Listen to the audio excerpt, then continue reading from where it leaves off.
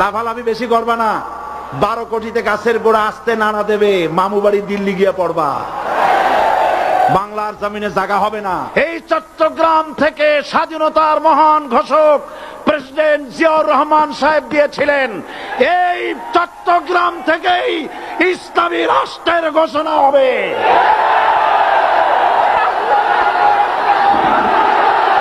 সুতরাং আমাকে যারা রাজাকার বলবে তারা পিতৃ পরিচয়হীন অবৈধ সন্তান। 1971 সনের শোনো মুসলমানেরা, বিড়ালের মতো 500 বছর বেঁচে থাকার কোনো লাভ নাই, সিংহের মতো 1 ঘন্টা বাঁচতে চাই। প্রধানমন্ত্রী সুদ্ধা অন্তত 3 শতাধিক পার্লামেন্টের সম্মানিত সদস্যরা সেদিন বসা। 1997 সনের বাজেট বক্তৃতা যখন আমি করতেছিলাম, ডক্টর কুদরতে খোদা, নাম রাখছে কুদরতে খোদা, আসলে গজবে খোদা। এই লোকটি নাস্তিক, ইসলামের চূড়ান্ত দুশমন।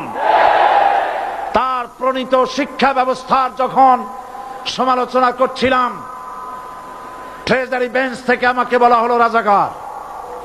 আমি আমার সমস্ত শক্তি একত্রিত করে বলেছিলাম, শুধুমাত্র হিন্দুস্তানের রাজাকারেরাই আমাকে রাজাকার বলতে পারে।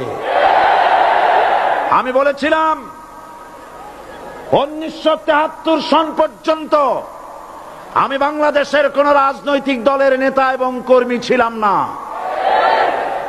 আমি রাজাকার নই। আমাকে রাজাকার বলে যদি তাকেও প্রমাণ করতে না পারে 10 কোটি টাকার মানহানি মামলা দায়ের করব। আমার এই বক্তব্য সারা দুনিয়া শুনেছে, পার্লামেন্টে আমার এই বক্তব্য রেকর্ড হয়ে আছে। সেদিন 3 শতাধিক পার্লামেন্ট মেম্বারের কেউ আমার চ্যালেঞ্জ গ্রহণ করেন নাই। যে কোনো ব্যক্তি পার্লামেন্টে গিয়ে আমার বক্তৃতা দেখে আসতে পারেন। এরপরে 1997 সনের 7 অক্টোবর দৈনিক জনকণ্ঠ পত্রিকা যখন আমার বিরুদ্ধে লিখল, সেই পত্রিকায় সাইদির ওপেন চ্যালেঞ্জ 8ম পাতা, 1997 7 অক্টোবর, এত বড় 2 কলমে হেডিং। সেখানে আমি বলেছি, বাংলাদেশের সকল সাংবাদিক, গোয়েন্দা বিভাগ, বাংলাদেশের সকল বুদ্ধিজীবীকে আমি আমার পিরোজপুরে আমন্ত্রণ করছি।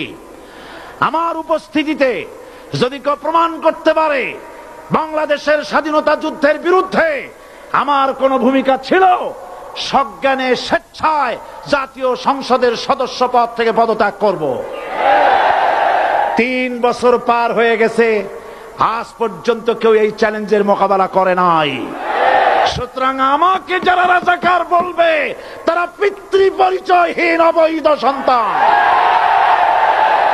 1971 সনের শোনো মুসলমানেরা, 1971 সনের কোন কাদা সাইদির গায়ে লাগে নাই। আমাকে রাজাকার বলে জনগণ থেকে বিচ্ছিন্ন করবা, জনগণ থেকে আমারে বিচ্ছিন্ন করা যাবে না। কারণ এই জনগণ আমার জন্য আসে না, এই জনগণ আসে আল্লাহর কোরআনের জন্য।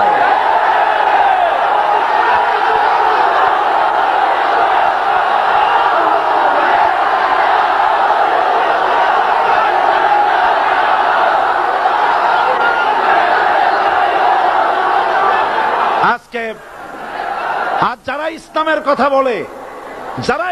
কথা বলে, তারাই রাজাকার, তারাই মৌলবাদী।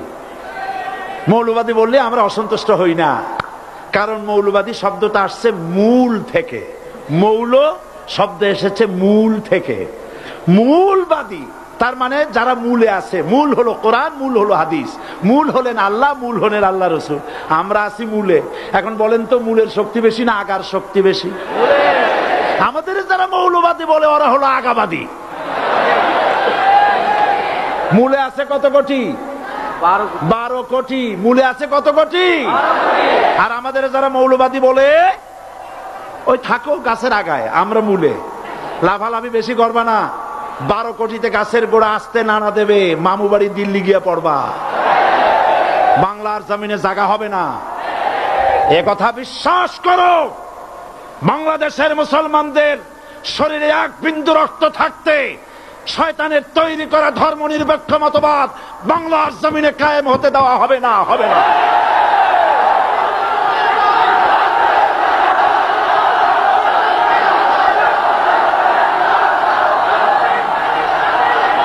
রাসূল করিম সাল্লাল্লাহু আলাইহি ওয়াসাল্লাম কোরআন প্রতিষ্ঠার জন্য আন্দোলন করেছিলেন।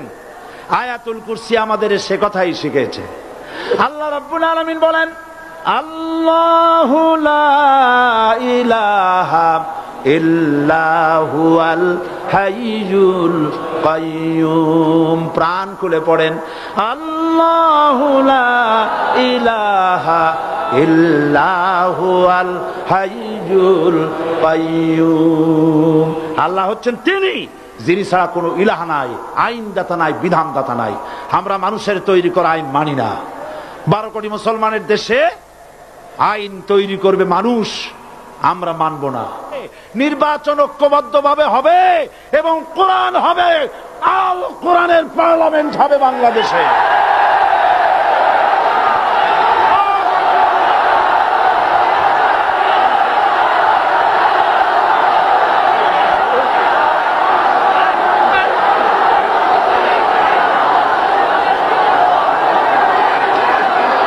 চট্টগ্রাম থেকে স্বাধীনতার মহান ঘোষক প্রেসিডেন্ট জিয়াউর রহমান সাহেব দিয়েছিলেন। এই চট্টগ্রাম থেকেই ইসলামী রাষ্ট্রের ঘোষণা হবে।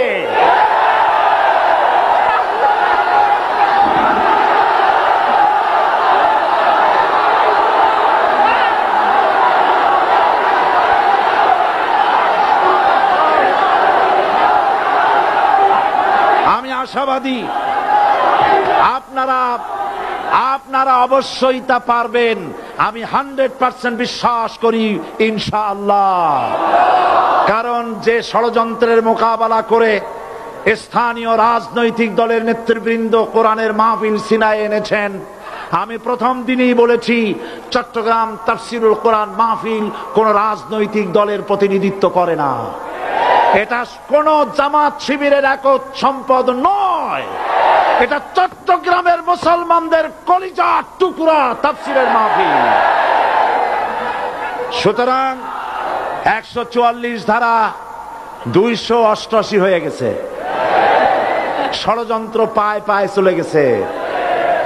আমি ওই সব ছেলেদের বলি, সরকারি দলের ছাত্র হইয়া মুসলমানদের বিপক্ষে যাইও না।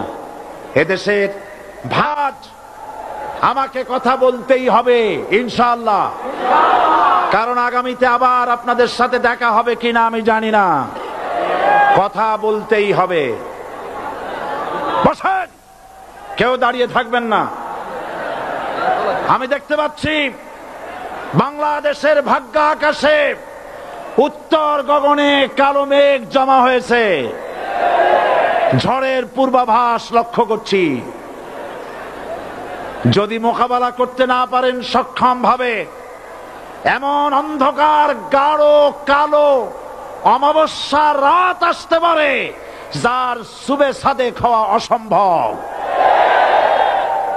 সুতরাং আপনারা কি কাপুরুষের মতো কাফের মুশরিকদের গোলামি করে মরতে চান?